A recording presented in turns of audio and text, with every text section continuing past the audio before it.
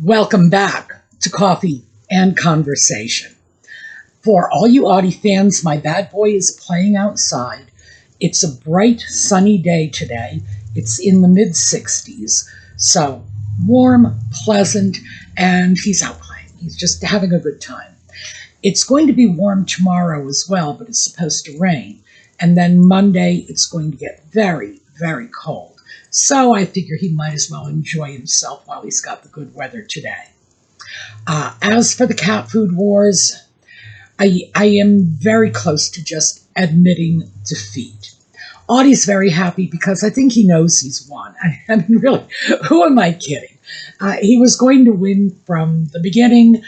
It was just an exercise in futility. I did find a dry cat food that he likes, and he is holding it down. This is good.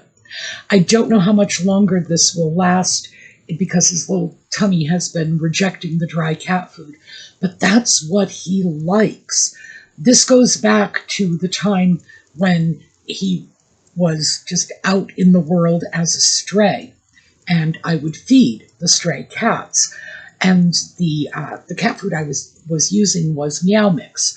I found out a long time ago that for some reason, stray cats just love that. It was their favorite. I don't know why. So that was what I always put out. Consequently, that was what Audie got used to. And then when he adopted me and decided to move in and stay, I continued to feed him Meow Mix because he just would not shift over to anything else. And I tried with premium brands, no success. He loved his Meow Mix, but I moved him away from that about, I guess, maybe 2 years ago now, because his body was really just rejecting it. He would eat a mouthful of it and throw up. It was just, I couldn't let that continue. So I've tried to get him away from this. I've tried all kinds of canned cat food, pureed. He likes the pureed cat food, anything I could find to fill his little belly. But unfortunately, he doesn't like it as much as he likes his dry food, so he wasn't eating as much, so his little belly wasn't getting as full, and I started to feel that he was losing weight. I did not weigh him because it's very difficult to weigh a cat. I have to weigh myself holding the cat and then do some intricate subtraction, and the problem with that is a difference in cat weight is usually measured in ounces, and my scale was not doing that. So I would try to get him on the postage scale. Yeah, try to keep a cat on a postage scale. I mean, seriously, I dare you to. It just doesn't work. But now that he has a brand of dry cat food that at least for the moment he likes, the belly is getting full, and I'm starting to feel better about this. And I appreciate all the feedback I've gotten from all of you. But I do have to say, the comments that resonated the strongest with me are the ones that basically said, you're making him miserable. Like, yeah. I mean, I'm making the cat miserable. Why am I doing that? This is not about hurting my cat. It's about helping him. But at what cost? So we're going to stick with dry cat food, and if we have to go through this again in 3 months, 6 months, whatever, yes, we will. But I am going to try my best to get him whatever it is he likes. And if that means experimenting with every dry cat food on the market, so be it. At least I know he will eat the pureed food, even though he may not eat as much as would make me happy. But we've got a plan going forward. So, temporarily, we have a ceasefire in the cat food wars, and Audie has been very good. He has not been bringing dead animals to me, which is what he used to do. Sort of like, here, look at this. I can catch my own dinner if you don't feed me what I like. Hasn't devolved to that point yet. So I think maybe we're coming to an accommodation. All right, we are going to take a quick look at the intro, and we will be right back.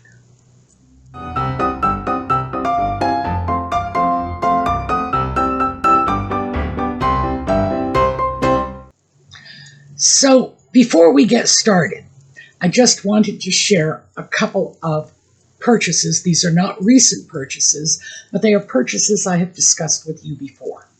Remember this? This was that little short-sleeved silk golf shirt I got from Amazon. I got it on sale. I think right about now they're going for maybe $33. I got this one for $27, as I recall. Jumped on it because it was such a good deal. But they're still available, and this is what I got it for, specifically sweaters like this, so I could have a bit of a shirt underneath it. You don't see anything but the collar with this sweater, but with the V-neck sweaters, you get the whole neckline, and oh yeah, so snazzy.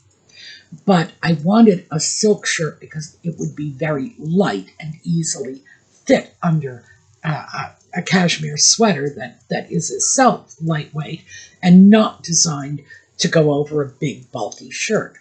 So, the silk shirt in action. Also, I had spoken about this a couple of years ago.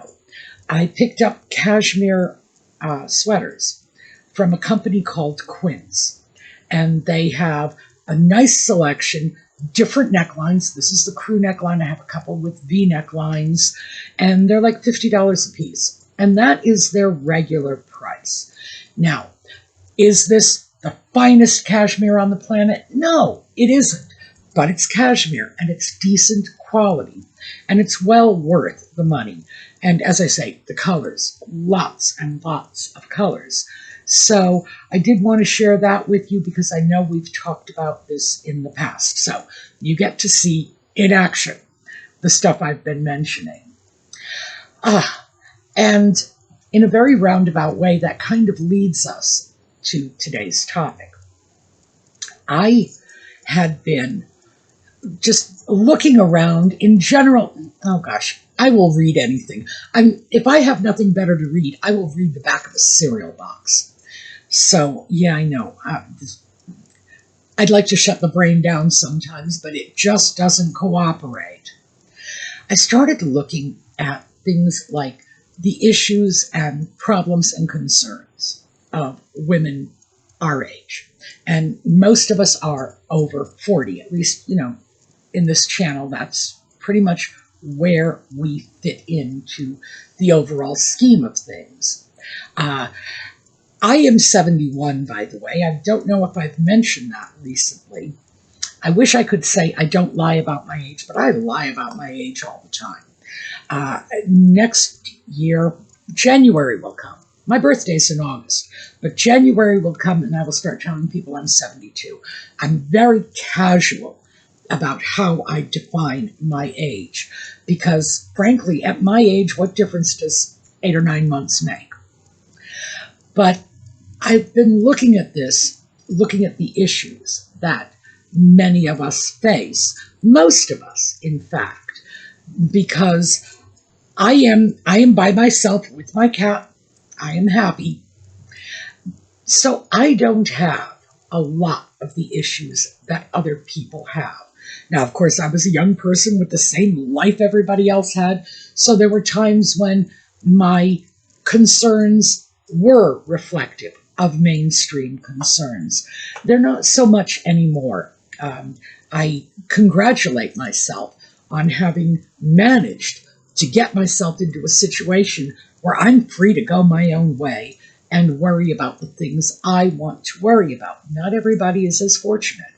And keep in mind, I consider it fortunate from my perspective.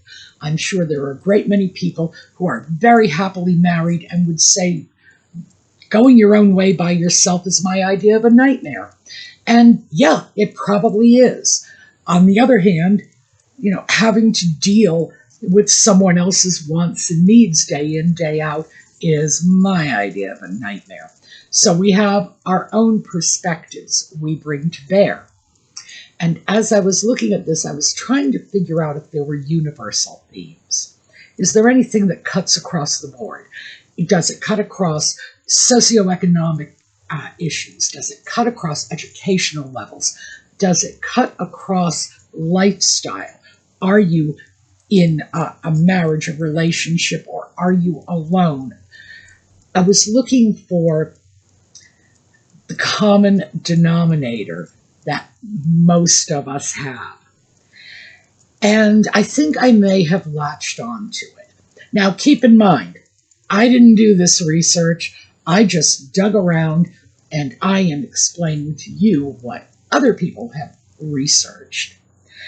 And it looks like the biggest issue that cuts right across the board for women, and I'm going to say over 40, that's where I'm drawing the line, for women over 40 is a loss of self-esteem.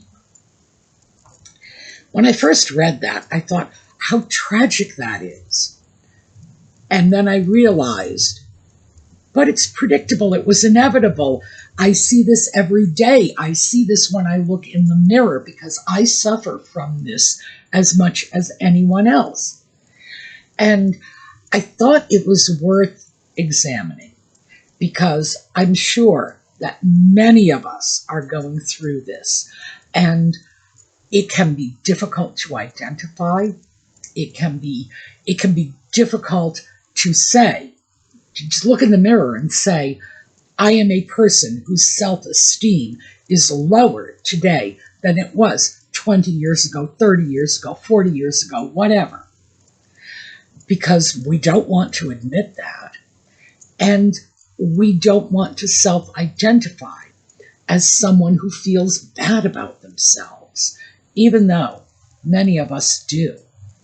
And the problem, of course, I'm sure you are all leaps and bounds ahead of me right now, is that we are in a society that primarily values women when they are young and attractive.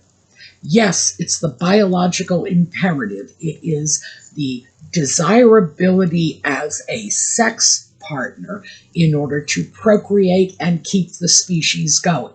Sure, we all know that. But does that justify our sense of loss of value? Does that justify our place in the world having been diminished when our reproductive capabilities have passed by the wayside? And of course, obviously I would say no, being in that category. But I do think we should talk about it and just sort of get it out in the open so that we understand that we're not alone and that what we are dealing with is basically an artificial construct.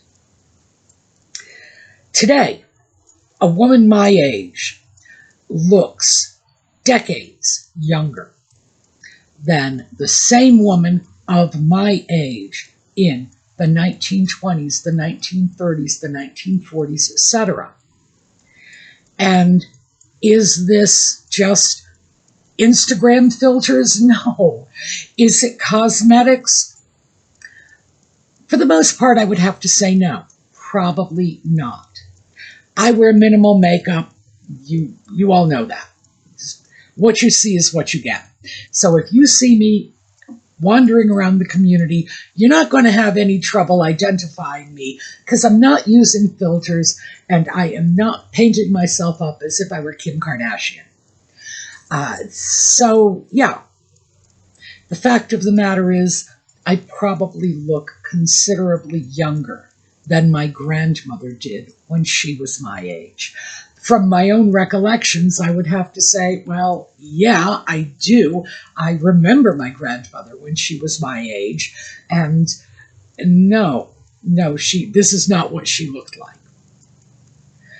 So we have that as a sort of built-in advantage. Our healthcare services that are keeping us healthier, more fit, younger, our awareness of the need to watch our diet, get exercise, these are affecting our appearance for the better. And I will see this all the time, people saying, oh, well, 60 is the new 40. I'm not even sure what that means, but I can say I understand where the concept comes from because A 60-year-old today really does look very much like what a 40-year-old looked like back in the 1930s. I'll give them that. So how does this happen when the better we are looking as we go into later life, the less self-esteem we have? Because remember, our mothers, our grandmothers, etc., they did not face this same issue. They lived in a world that did not openly declare every woman on the planet to be viewable as a sex object. They had a certain amount of prestige and built-in respect as they got older. The dowager was, I don't want to say a revered figure, but definitely a respected figure in society. I go into a doctor's office today, and I have children young enough to be my grandchildren addressing me by my first name. Oh, I can't tell you how much that annoys me. And I will usually call them on it.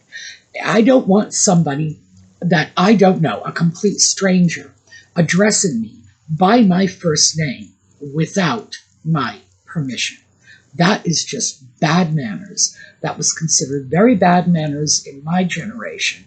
And believe me, if your mother caught you doing it, you got a whack upside of your head faster than you could blink.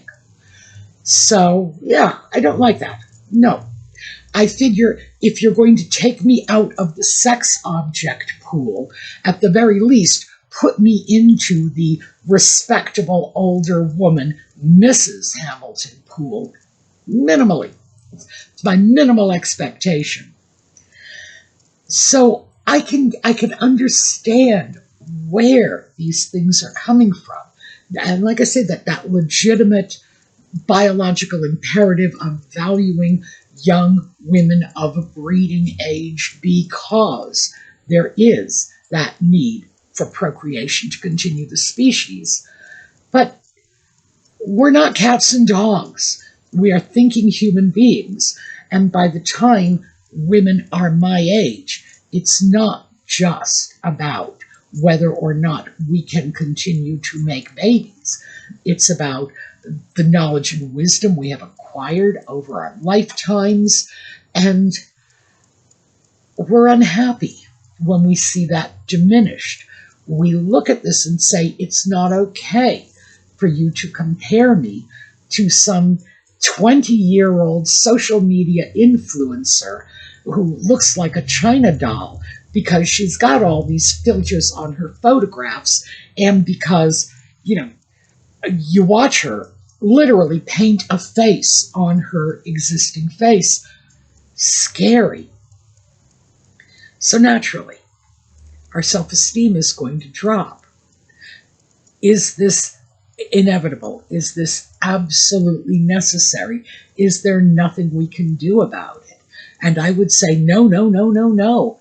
Of course, this is not inevitable. This is not a necessary byproduct of prioritizing younger, fertile women over older women who are no longer fertile.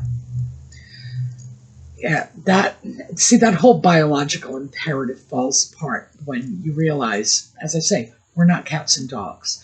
We are not governed by the same instincts and impulses that wild animals are. No. So what do we do about it? Well, what we are currently doing about it, which I would have to say I think is sort of the wrong thing, is we are looking at cosmetic surgery. By the way, not just older women. People having cosmetic procedures, that age is dropping to the point where an incredibly large number of young people, and when I say young, I mean under 25, are having cosmetic procedures to retard the ordinary effects of aging. But make no mistake about it, the cosmetics procedures industry And this is everything from plastic surgery to Botox treatments. People, but botulism toxin, this toxin, I'm not making that up. Look it up. Botox is a poison. People are injecting poison into their faces to keep them from showing wrinkles. Holy guacamole. Did you ever think you'd live to see the day when that was the norm? Because I sure didn't. That industry is estimated to be between 16 to 26 billion, that's billion with a B, dollars in value annually. So let's just estimate somewhere in the middle and say a $20 billion industry every single year, and it's going up. Somebody looking at these figures 2-3 years from now could find that it's 30 billion, 40 billion. It's a dystopian world we are living in. Anybody remember Logan's Run? If you're my age, you should, because that was just a very, very popular movie back in the, 1970s? I believe it was the early 70s. I'm not sure. I will look up the date for you. Logan's Run, a sort of dystopian science fiction story about a world in which people are exterminated in a ritual when they hit the age of 30. In the meanwhile, these 20-somethings are going in routinely for plastic surgery to keep their youthful appearance because, God forbid, you look like a 30-year-old. Whoa. Oh, yes. Holly would like dark hair. I think we'll start by narrowing the cheekbones.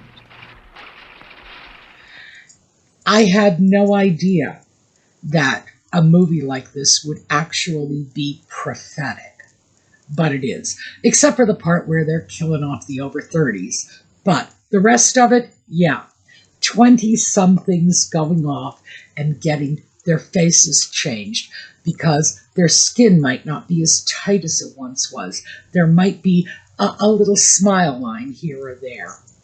Oh my goodness. When we look at this and say, that is the response, not just of people our age, but of people, and not just women, men as well. Granted, most cosmetic surgery patients are female, but there are men doing it too. So we look at this and say, is this normal? Is this a reasonable response? And I look at this all the time and think to myself, well, am I willing to get cosmetic surgery? I'm, like I say, 71. I'm hitting that point in life where maybe I might want to consider it.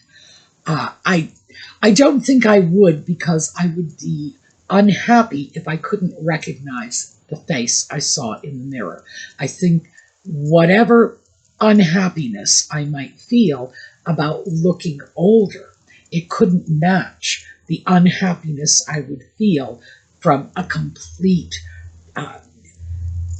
disassociation from my image of myself, of who I am. I think that would cause me a lot of mental anguish and certainly a lot of anxiety if I looked in the mirror and said, my goodness, I don't recognize you. I don't know. It's not something I have ever seriously considered, but I do. See this? Yes, these little waddly chin things. I do look at this every now and then and say, you know, I could call a doctor and get rid of that very quickly. But so far, I have not entertained that very seriously. With any luck at all, I won't. But I'm not taking that off the table because, frankly, I don't think there's anything wrong with cosmetic surgery if this is something you want and you feel is going to help your self-image, improve your self-esteem. What I would say is, why is your self-esteem so closely linked to your youthful appearance? That would be the issue I would want to look at first. And I know for me, before I would consider cosmetic surgery, if I got to the point where I was looking at it seriously, I would definitely sign myself back into therapy. Oh, and by the way, I sign myself into therapy probably every 10 years or so, just to reassure myself that, all the marbles are in the same bowl. I don't want to end up, getting like completely crazy and not being aware of it. So I do. Just let's go into therapy. Oh, and by the way, the general consensus of all of my therapists, this is right down the line, is that I am mildly neurotic. That's it. That's not bad, by the way, because any psychiatrist is always going to find you at least mildly neurotic. That's their version of normal. But I suspect I am more than just mildly neurotic. And maybe they're softening the blow.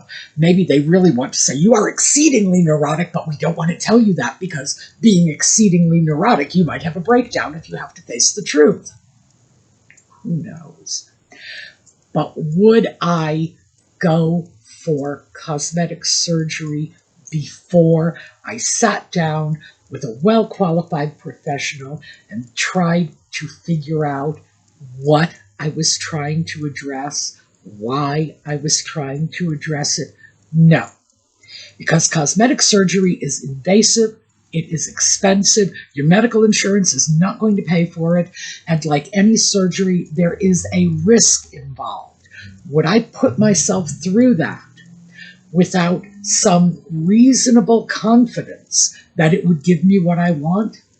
Well, if I don't know why I'm doing it, if I don't have a very clear understanding of what I am hoping to achieve, what problem I am attempting to address, when the cosmetic surgery is all over and done with, and I'm looking like a stranger in the mirror, and my bank account has been depleted by $20,000 or $30,000, and I may have ended up having to spend a few extra days in the hospital because, who knows, something might have gone wrong. At the end of all of that ordeal, I don't want to come out of it without having achieved anything, coming out of it as disaffected as I had been going in. So that's why I would do it. And I would recommend that to anyone, but hey, you do you.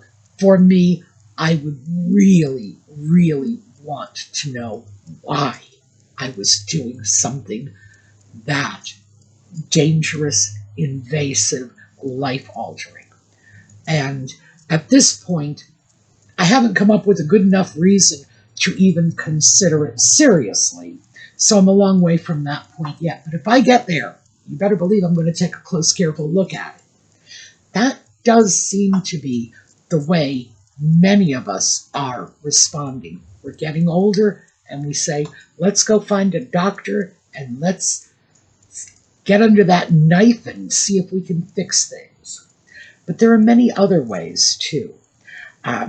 And this involves everything from, I'm going to go out and start wearing mini skirts and high heels and, and dress like a teeny bopper. And I've had my moments of doing that. Maybe not like a teeny bopper. I have to admit that. There are times when I will be wandering around the house in a t-shirt and not just a sweatshirt. As you know, my sweatshirts are all university sweatshirts. These are sweatshirts worn by kids between the ages of 18 and 22. So yeah, is that my way of coping? It might be. I tell myself I do this because it's comfortable clothing, but there's a lot of comfortable clothing out there. Why am I dressing like a college kid? And maybe I need to look at that. So maybe that's what I'm doing. Maybe it's not the mini skirts and the high heels. Maybe I'm just taking the same acting out and just moving it in a different direction. We will often go through many, many changes. People will go on dating apps all of a sudden. Someone who might have been divorced, widowed, separated, whatever, for a period of years will suddenly get up one morning and say, I would like to start dating again.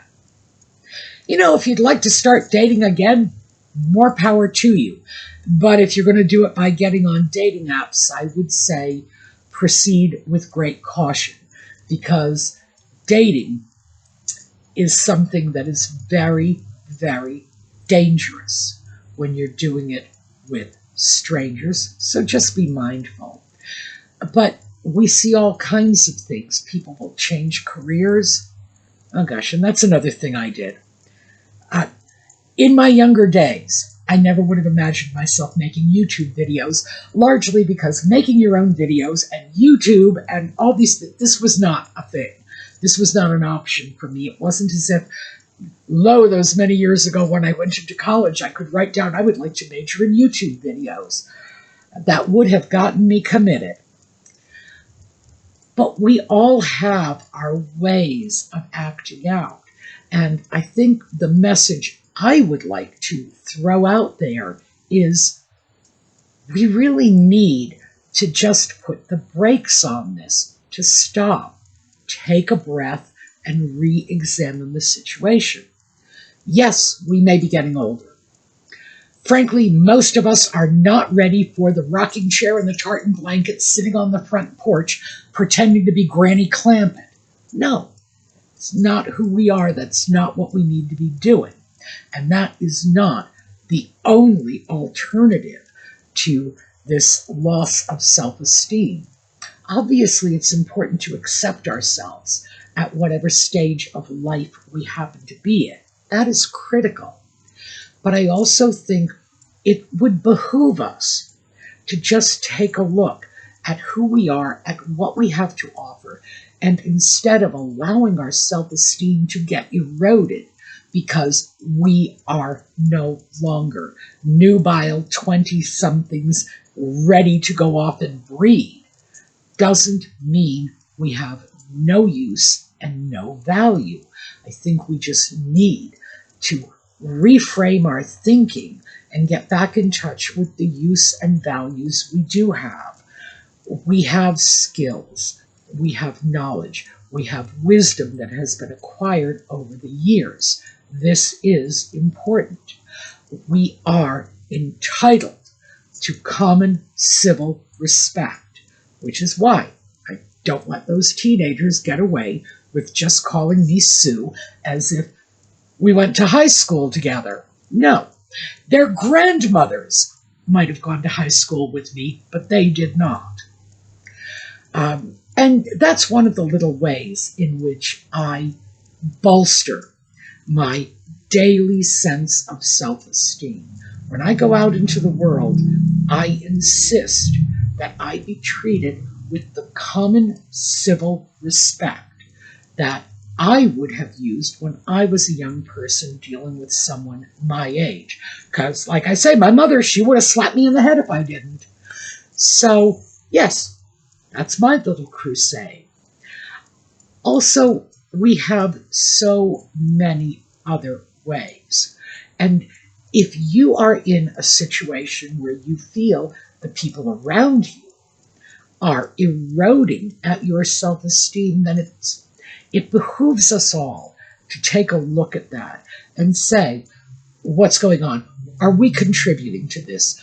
Is our self-esteem dropping, therefore inviting other people to view us as a person who deserves only low esteem? Are we doing that? Should we start making changes? Because remember, you can't change the world, but you can change your piece of it. And your little tiny corner of the world starts with you. If you do not want to be devalued by society, the best place we need to start is, let's not devalue ourselves. So, if you like this topic, if this resonates with you, let me know in the comments, and we will do some follow-up on this, because there are a great many ways in which we can bolster our sense of self-esteem, and many ways in which we can politely, civilly, and subtly encourage the people around us to buy into our worldview of how much we're worth. And we can certainly follow up on this if you'd like. Okay, that is what I have for you today. I'm already over time, but that's characteristic for these videos, you know that. The sort of 30-minute guideline became a joke a long time ago. That's what I have for you. We are going to take a look at a slideshow on the way out. I hope to see you all again next time. Thanks for being here. And for those of you who follow Just Chattin', we are now on the same relative time zones as they are in the UK. So we are still 8 o'clock New York City time, but the time difference is still going to be the same. We did have that little glitch when we were no longer like 5 hours behind you. So we're back to that 5-hour time difference once again. All right, we're going to go out on a slideshow, and in the meanwhile, have a terrific day.